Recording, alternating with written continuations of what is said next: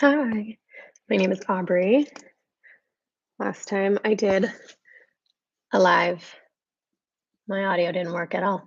So I'm trying again with AirPods. We'll see how it goes. This is one of my favorites at the moment. Rhode Lip Liner in Press. And then the Augustinus Batter color in shade 1. And I like those guys. Okay. Oh, wait.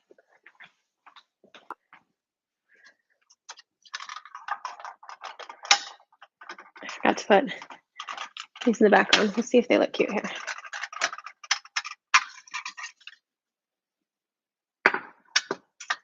Let's see. They look cute? Kinda. Okay, so I have been doing a little series, and this week I decided to do it live, and the topic is on targeted inventing.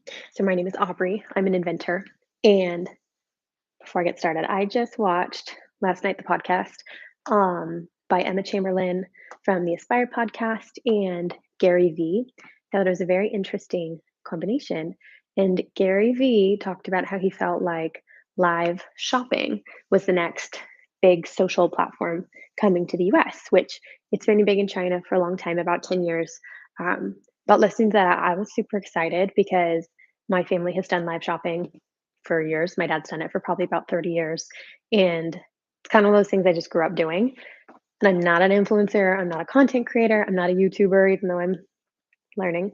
I'm not a TikToker, but I love live shopping. And not necessarily even from like selling stuff. It's just like what I was trained to do as I grew up. Like I watched it happen. I enjoy it. I like products. I like developing and inventing products. And then I like talking about why I made them. And live shopping allows you to talk about why you made what you did. So I'm excited about that. We'll see how it goes. And here's my questions for the week. So this week's on targeted inventing. I like first one. What is targeted inventing? So that is something that my dad made up. It's our family's niche in product development, in product overall. And I would say, just like little backstory, my family comes from a long line of inventors.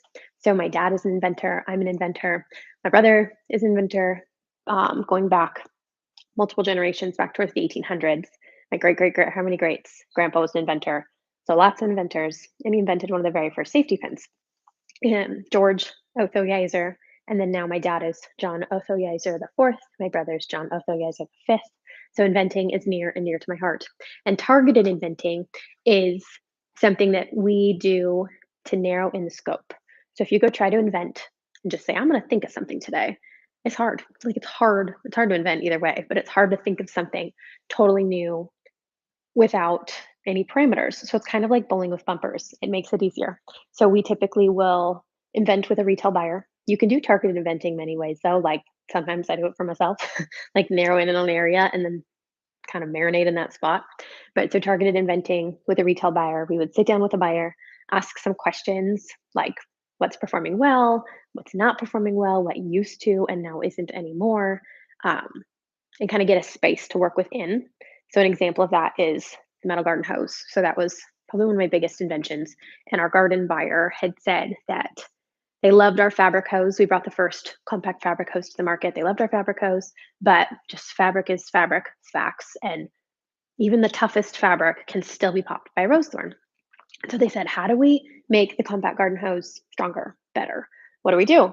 And the reviews on the garden hose each year would be kind of hard because somebody would have it 2 or 3 years prior and it's a fabric hose. So over time, as good as it still would catch a fence post, it would catch a rose bush, and people would come back and it would get bad reviews, even though it's great product. And I'm going to pause.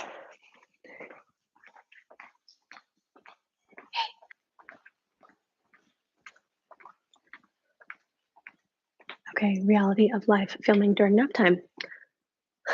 Little Peanut is doing quiet time. She's building Legos and she lost a Lego, but I will help her after quiet time. So we do quiet time in our house. My son naps. He's little. My daughter is older, so she does quiet time. And that's what's going on right now. And I've been trying to do these videos during naps and quiet time, but we'll see how it goes. So targeted inventing, we invent within a space and it makes it easier.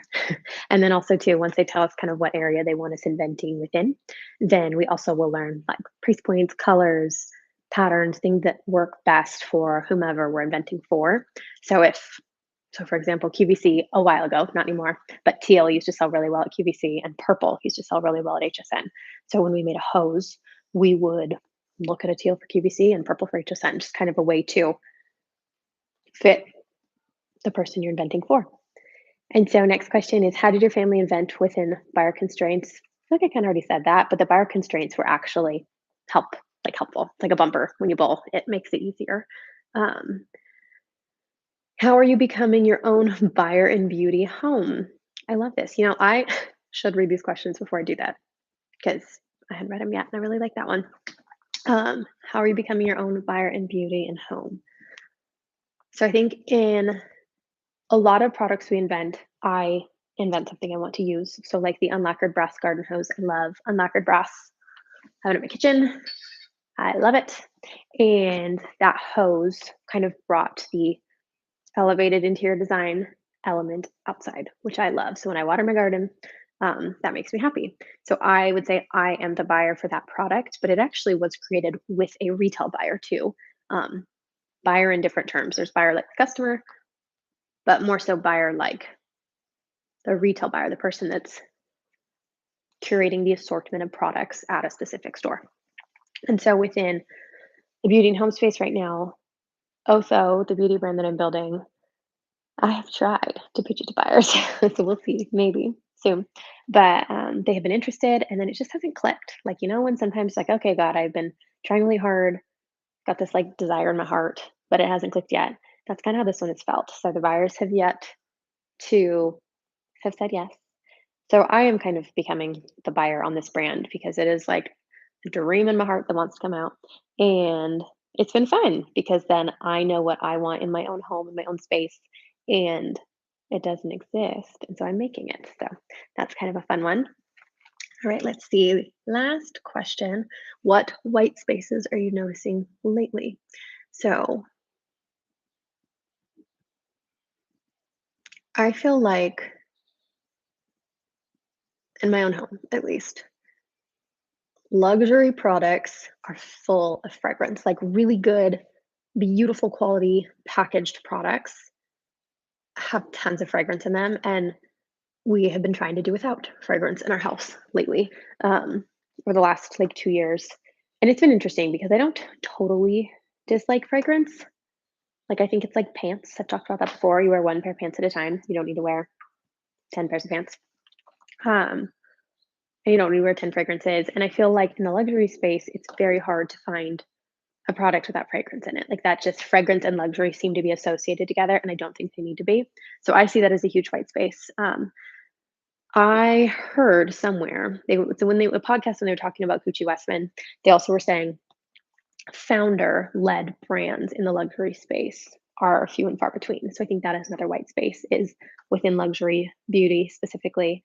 There aren't a lot of founder led brands. So if you think of like Tower 28, I interned under Amy Lou, or Josie Maran, I interned at Josie Maran Cosmetics under Amy Lou. Those are founder-led brands, but they aren't in the luxury space. I feel like Gucci Westman is the one I think of, um, but like Diptyque, Jo Malone, Le Labo, Byredo, if I'm saying that right, none of those are like truly founder-led. Like I got there because the product's beautiful, not because a founder was educating me on why they built it or why they like it. And that's what I want to do. And I love like a really good product that you just want to refill because it's so good. And I think that kind of lends itself towards luxury hair because if you have a piece of packaging that is weighty glass that is expensive that you don't want to throw away, you want to put something else in it. So I see that as a huge space. I guess fragrance free luxury, founder led luxury, um, and refillable luxury. I think refillable is very interesting because you can't just refill to refill. Like you have to, it takes effort. So you have to want to do it. And the packaging that you're refilling has to be good enough to warrant it. So those are a few white spaces I see that for the beauty brand specifically, I am targeted at venting within. And that's what I've got for today. So this is fun. Lives are new. Hopefully my sound works. We'll find out. But I've been going live on QVC and HSN and the shopping channel my whole life. I've been behind the scenes for live on air my whole life. And this is interesting, like learning how to do it from my own home. I never really had the want to be an influencer or content creator. Like that just never, I don't know. I like pretty pictures and stuff, but this one I have the want to do. So we'll see how it goes. And hope you have a good day. Happy to be here.